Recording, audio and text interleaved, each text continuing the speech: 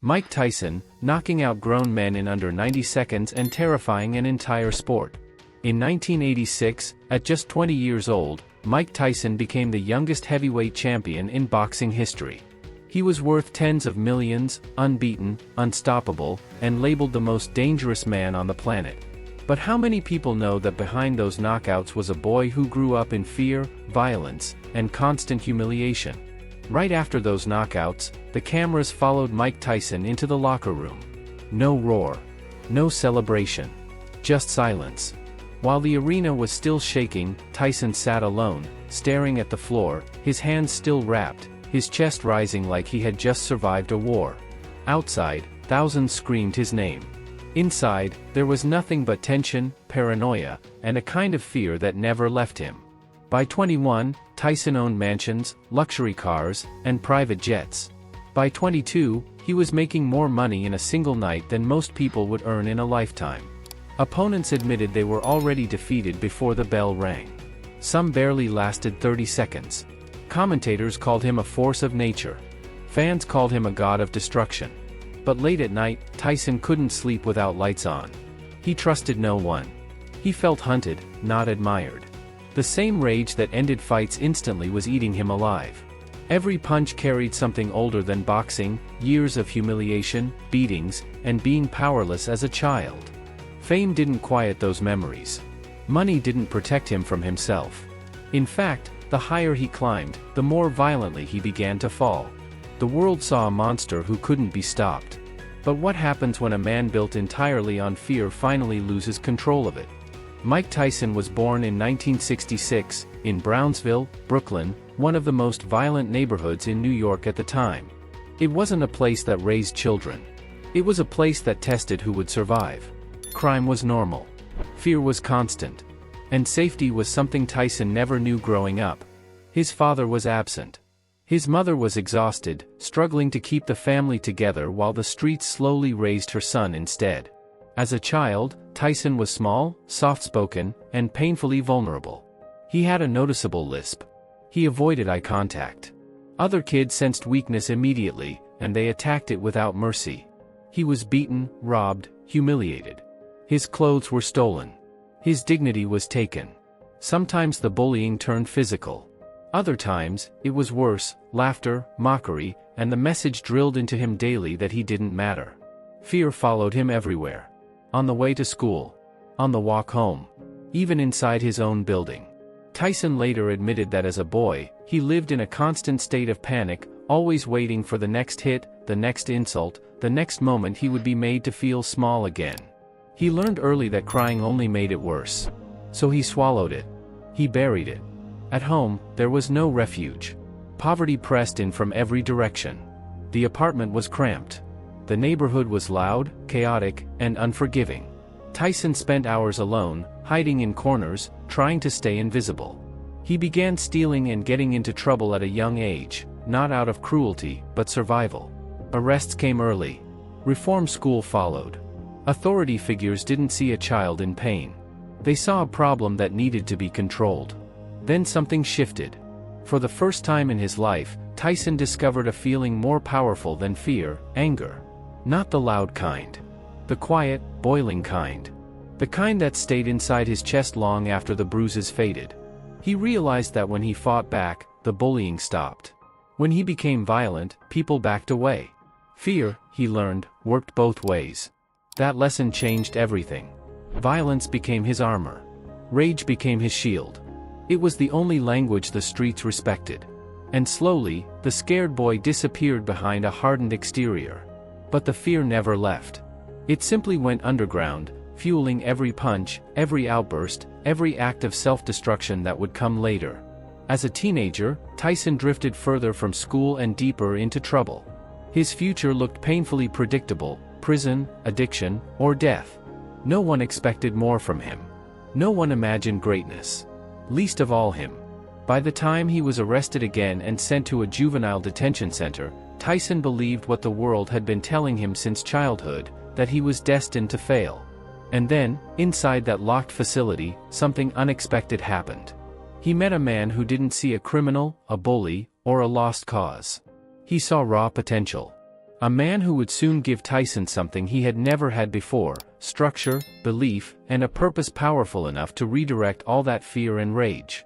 But what kind of mentor takes a broken child and teaches him to turn fear into a weapon, and at what cost? Mike Tyson didn't walk into boxing. He was pulled into it by circumstance, discipline, and a man who would redefine his entire existence. Inside a juvenile detention center, where most futures quietly ended, Tyson met Cus D'Amato. An aging trainer with piercing eyes and an obsession with psychology, Cus didn't see a delinquent. He saw something dangerous, not because Tyson was violent, but because his fear was still raw, unprocessed, and powerful. Cus watched Tyson move. Watched him punch. Watched how anger poured out of him uncontrollably. And instead of trying to calm it, Cus did the unthinkable. He decided to shape it. For the first time, someone didn't tell Tyson to suppress his rage. He taught him how to aim it. Boxing wasn't just a sport. It became a system. A structure. A way to survive without going back to the streets. Cus took Tyson into his home. Fed him. Gave him rules. Gave him a routine that bordered on obsession. Wake up early. Train. Study film. Repeat. Tyson was told what to eat, when to sleep, how to think. And most importantly, what to believe. Cus filled his head with one message, over and over again: fear is not your enemy. Fear is your fuel. Training was brutal. Tyson ran for miles before sunrise. Hours of sparring followed. Endless repetition of head movement, footwork, explosive combinations. Cus drilled into him the peekaboo style, designed to turn a smaller fighter into a devastating force. Tyson was barely a teenager, fighting grown men in the gym, absorbing punishment, learning to give it back harder. Pain became normal. Exhaustion became irrelevant. But the real training happened outside the ring. Cus spoke to Tyson constantly about destiny. About greatness. About becoming champion. He told him, "You're not normal. You're special." Those words mattered more than any punch. For a boy who had grown up unwanted, dismissed, and disposable, belief was intoxicating. Tyson didn't just want to succeed. He needed to prove he was worth saving. Still, the early days were not glamorous. Tyson fought in small amateur bouts. Dingy gyms. Empty bleachers. No cameras. No applause. He was often underestimated because of his size, his background, his age. Some trainers thought he was too wild, too emotional, too unstable. Others said he would burn out before ever reaching the top. Tyson heard all of it. And every doubt added more fuel to the fire Cus was building inside him. There were moments when Tyson wanted to quit. Training was isolating. He had no normal teenage life. No friends. No escape. Boxing became his entire identity. Cus encouraged that dependency. He didn't want Tyson distracted. He wanted him obsessed. Focused. Controlled. And Tyson complied, because the alternative, being alone with his fear, was worse. As his amateur record grew, so did the intensity. Tyson began knocking opponents out with frightening ease. Some fights ended in seconds. People started whispering. There was something different about this kid. Something terrifying. Cus pushed him harder. More discipline. More mental conditioning. Tyson was told repeatedly that he was destined for the heavyweight championship. That failure was not an option. That fear of losing must be crushed before it ever surfaced. But beneath the success, cracks were already forming. Tyson's confidence came from Cus, not from within. His sense of control depended entirely on structure. Remove that structure, and everything would collapse. At the time, no one wanted to acknowledge that risk. The results were too impressive. The rise was too fast. By the time Tyson turned professional, he was already fighting like a man possessed. He wasn't just trying to win. He was trying to annihilate. Each opponent represented every bully, every humiliation, every night he spent scared and powerless. Boxing gave him permission to unleash what he had buried since childhood. And the world rewarded him for it. Wins piled up. Knockouts became routine. Promoters took notice. The hype began quietly, then exploded. Tyson was no longer just a prospect. He was a weapon. A phenomenon. And Cus D'Amato watched proudly as his creation marched toward the destiny he had scripted years earlier. But behind closed doors, one truth remained unchanged. Tyson wasn't learning how to live. He was learning how to destroy. And the more successful he became, the more fragile his foundation grew. Because everything he was becoming depended on one man holding the leash on his fear. And when that man would eventually be gone, there would be nothing left to stop the storm. So what happens when a young fighter, built entirely on discipline, fear, and borrowed belief, suddenly tastes fame, and realizes the world is watching? By the time Mike Tyson entered the professional ranks, it didn't feel like the rise of a boxer. It felt like the arrival of a force. Fight after fight, opponents fell in the first round. Some didn't last a minute. Others barely had time to raise their guard. By 1985, Tyson was already knocking out seasoned professionals with a speed and violence the heavyweight division hadn't seen in decades. Commentators struggled to describe him. He was too fast for a heavyweight. Too explosive. Too aggressive. Tyson didn't box to outscore opponents. He hunted them. He stalked them from the opening bell, slipping punches, closing distance, and unloading combinations with terrifying precision. The crowd didn't cheer out of excitement alone. They cheered out of shock. Then came November 22, 1986. At 20 years old, Mike Tyson stepped into the ring against Trevor Berbick for the WBC heavyweight title. 2 knockdowns later, Berbick collapsed, trying to stand on legs that no longer worked. The referee waved it off. Tyson didn't celebrate. He simply walked away. History had been made. The youngest heavyweight champion of all time. The media exploded. Headlines crowned him Iron Mike. Magazine covers turned him into a myth. Promoters sold fear as entertainment. Fighters admitted they lost before the fight even began. Some watched tapes in silence, knowing there was no strategy to survive what was coming. Tyson unified the heavyweight division by 1987, collecting belts and destroying champions one by one. Money followed instantly. Mansions. Exotic cars. Private jets. Fame without limits. Tyson was earning millions per fight before his 22nd birthday. Cameras followed his every move. Fans screamed his name wherever he went. The world told him he was invincible. And for a while, he believed it. But the image the world saw was carefully constructed. The perfect villain. The unstoppable champion. Inside, Tyson lived under constant pressure. He was expected to be violent, dominant, ruthless, all the time. There was no room for vulnerability. No space for doubt. Any sign of weakness threatened the persona that made him valuable. Training camps grew chaotic. Discipline loosened. New voices replaced old ones. Cus D'Amato was gone, but no one dared say his name. Tyson began surrounding himself with people who said yes to everything. The structure that once held him together quietly disappeared. In its place came indulgence, excess, and ego. The signs were there. Missed training sessions. Late nights. Increasing paranoia. Tyson didn't trust anyone. He felt watched. Judged. Used. The fear that had fueled him as a child returned, now amplified by fame. The higher he climbed, the more isolated he became. Inside the ring, he was still destroying opponents. Outside the ring, he was unraveling. The world saw dominance. What it couldn't see was a young man losing the only system that ever kept him stable. Without structure, without guidance, Tyson began fighting not just opponents, but himself. And when the fear he had been taught to control finally slipped free, the collapse would be violent, public, and unforgettable. What happens when the most feared man on earth realizes he no longer fears anything, not even the consequences? When Cus D'Amato died in 1985, Mike Tyson didn't just lose a trainer. He lost the only man who could control the storm inside him. Cus had been more than a mentor. He was a father, a guardian, a psychological anchor. He set rules. He enforced discipline. He absorbed Tyson's fear and redirected it into purpose. When that presence vanished, nothing replaced it. At first, the wins continued. Knockouts still came quickly. The belt stayed around Tyson's waist. But something subtle had changed. There was no longer a voice telling him when to stop. No structure forcing him to sleep, to train, to focus.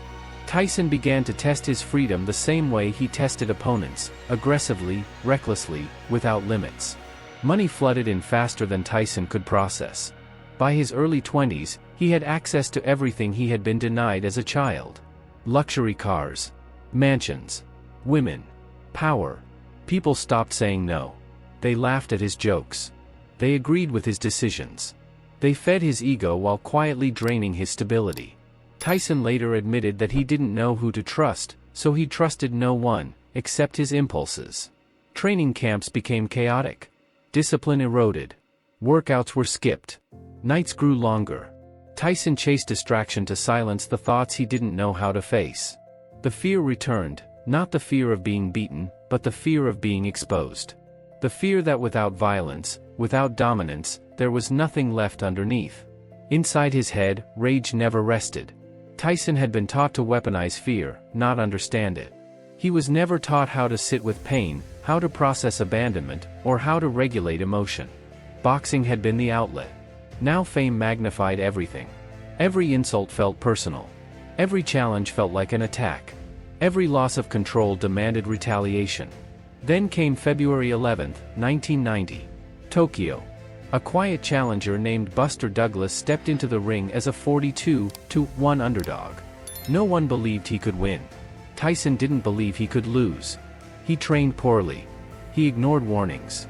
He entered the ring assuming fear would do the work for him. It didn't. Douglas stood his ground. He absorbed punishment. He refused to be intimidated. And for the first time in Tyson's career, something unfamiliar happened: resistance. The fight dragged on. Tyson grew frustrated. His confidence cracked. By the 10th round, Tyson was exhausted, swollen, and disoriented. Douglas knocked him out cold. The most feared man in boxing lay on the canvas, searching for a mouthpiece that wasn't there. The loss shattered the myth. Overnight, Tyson went from invincible to vulnerable. The world reacted with shock, then ridicule. Critics emerged. Doubt replaced fear. Tyson didn't know how to handle it. He had never learned how to lose. He had only learned how to destroy. Instead of reflection, he doubled down. Angrier. More unstable. The loss didn't humble him, it exposed him. Lawsuits followed. Relationships collapsed. Legal troubles mounted. Tyson's behavior grew increasingly erratic. Violence spilled outside the ring. He felt hunted again, just like he had as a child. And then came the moment that permanently defined his public image. A moment when years of unhealed trauma, rage, and pressure exploded in front of the entire world. But before that act, before the headlines and outrage, Tyson was already spiraling. Fame had given him everything, except peace. And without peace, power only accelerates destruction. So what happens when the most dangerous man alive realizes fear no longer protects him, and rage is the only thing he has left? By the mid-1990s, Mike Tyson was no longer fighting opponents. He was fighting his own reflection. The belts were gone. The fear was gone. What remained was rage without direction. Every criticism felt like betrayal. Every challenge felt like humiliation. Tyson had built his entire identity on dominance, and now the world was watching that identity crack in real time. In 1992, the collapse turned irreversible. Tyson was convicted of rape and sentenced to 6 years in prison, serving 3. The headlines were brutal. The fall was absolute. From global icon to inmate. From private jets to prison cells. For the first time since childhood, Tyson was stripped of power, money, and control. And for the first time, there was nowhere left to run. Prison was not redemptive. It was confrontational. Silence replaced applause. Isolation replaced chaos. Tyson was forced to sit with himself, the fear, the anger, the shame. He later admitted that prison didn't break him. It exposed him. The violent persona that once protected him had no purpose behind bars. Without boxing, without fame, without an audience, Tyson didn't know who he was. When he was released in 1995, the world didn't welcome him back with empathy. It welcomed him with expectation. The comeback narrative was ready. Redemption through violence. Tyson leaned into it because it was the only script he knew. He returned to the ring stronger, angrier, desperate to reclaim the fear that once defined him. And then came Evander Holyfield. Their rematch in 1997 was supposed to be Tyson's restoration. Instead, it became his public unraveling. Frustrated, dominated, and mentally cornered, Tyson snapped. In front of millions watching live, he bit off a piece of Holyfield's ear. Not once. Twice. The fight was stopped. Tyson was disqualified. The crowd erupted in disbelief. That moment wasn't about boxing. It was about a man losing the last thread of control. Years of unprocessed trauma, entitlement, paranoia, and rage exploded in a single act. The image was seared into history. From that night forward, Mike Tyson wasn't just remembered as a fallen champion. He was labeled a monster. Suspensions followed. Money vanished again. Lawsuits piled up. Public trust evaporated. Tyson spiraled deeper into substance abuse, reckless spending, and emotional instability. By the early 2000s, he had earned over $300 million, and lost almost all of it. Bankruptcy wasn't a shock. It was the inevitable end of a life built on excess without foundation. What hurt most wasn't the loss of wealth or titles. It was the realization that fear had failed him. Violence no longer protected him. The persona he had been rewarded for becoming had consumed him completely. Tyson later said that he hated the version of himself the world loved, because that version had never been real. The truth was painful. Mike Tyson was never taught how to be human. He was taught how to intimidate, how to dominate, how to destroy. And when those tools stopped working, there was nothing left to hold him together. Rock bottom didn't arrive with a single event. It arrived quietly. Alone. Older. Forgotten. A man once feared by the world now forced to confront the damage he had caused, to others, and to himself. And yet, buried beneath the wreckage of his life, something unexpected remained. Awareness.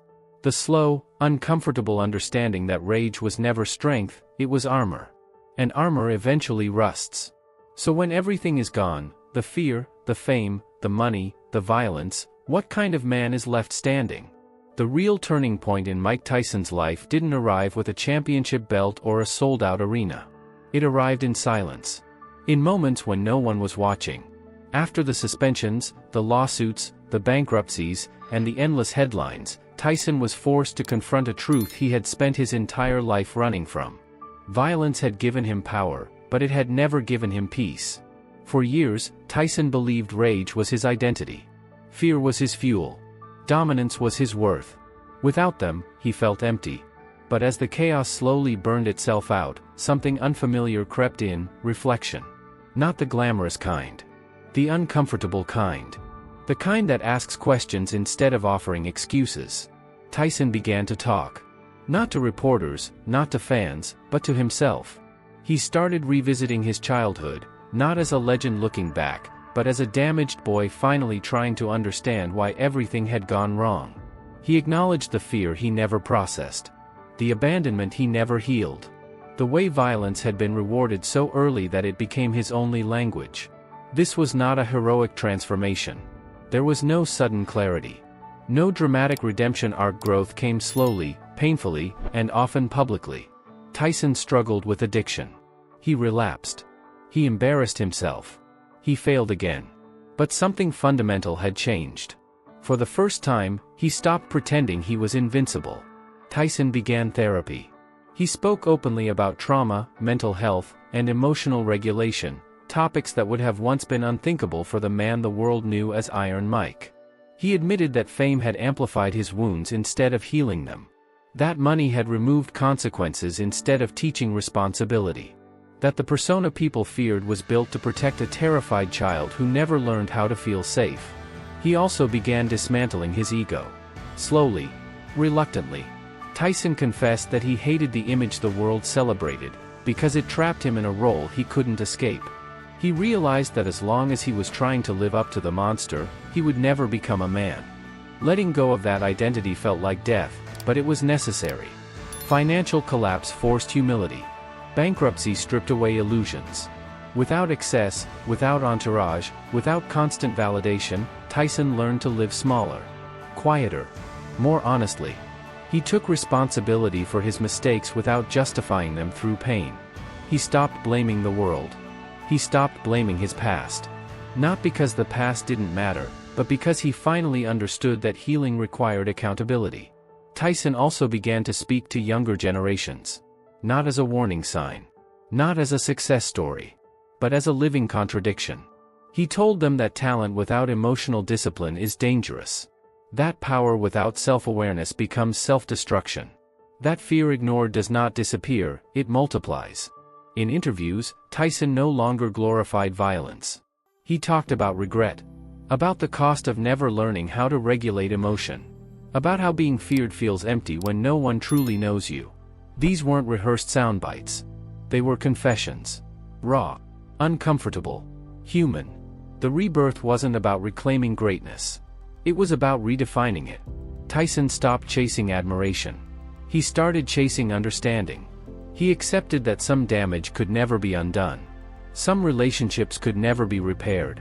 Some moments would follow him forever. And instead of fighting that reality, he learned to live with it. What made this transformation powerful wasn't perfection. It was honesty. Tyson didn't present himself as healed. He presented himself as healing. Still flawed. Still learning. Still vulnerable. The same man who once terrified an entire sport now spoke openly about fear, shame, and accountability, not to erase his past, but to make sense of it. In many ways, the rebirth came too late to save his legacy in the traditional sense. But it arrived just in time to save something more important: his humanity. Mike Tyson would never be remembered only as a champion again. But he would be remembered as something rarer, a man who survived his own mythology and lived long enough to understand the price of becoming what the world demands instead of who you truly are. And if awareness is the first step toward redemption, then perhaps Tyson's greatest victory didn't come in a ring at all. It came the moment he stopped running from himself and chose to face the pain he had been carrying since childhood. So after all the fear, the fame, the violence, and the collapse, what kind of legacy does a man leave when he finally learns how to tell the truth about himself? Today, Mike Tyson no longer lives like a man at war. The chaos that once defined him has slowed into something quieter, heavier, and more reflective. He speaks differently now. Not with intimidation, not with bravado, but with an unusual softness for someone who once built a career on fear. The anger is still there, but it no longer drives the wheel. Tyson often describes his current life as smaller, simpler, and more honest. Gone are the entourages, the excess, the constant need to dominate. He talks openly about mental health, trauma, addiction, and ego, not as concepts, but as lived experiences that nearly destroyed him. For many, hearing these words from a former heavyweight champion is jarring. For others, it's exactly what makes them powerful.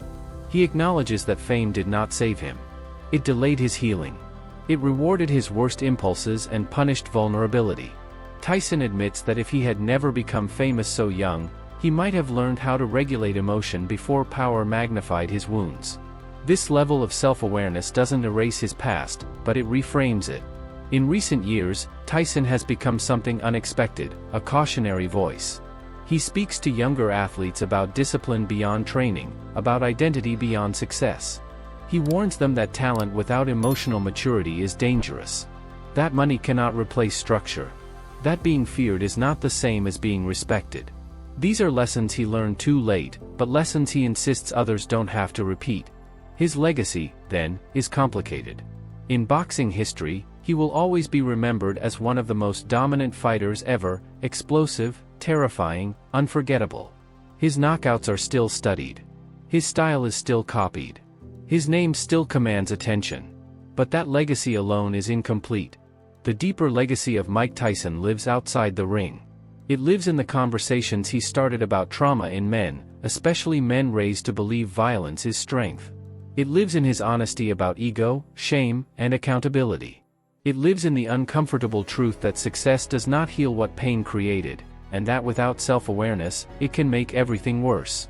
Tyson doesn't ask to be admired anymore. He asks to be understood. He doesn't deny his mistakes. He owns them. He doesn't glorify his rise or excuse his fall. He speaks as someone who has seen both extremes and survived neither without scars. In a culture that celebrates winning at all costs, Mike Tyson stands as proof that the cost is real. That unchecked power amplifies unresolved trauma. That fear, when used as fuel, eventually burns the person carrying it. And that redemption, when it comes, is rarely loud. It arrives quietly, through accountability, restraint, and truth. The world once knew Mike Tyson as the most dangerous man alive. Today, he is something far more rare, a man willing to confront who he was, accept who he is, and speak honestly about the damage in between.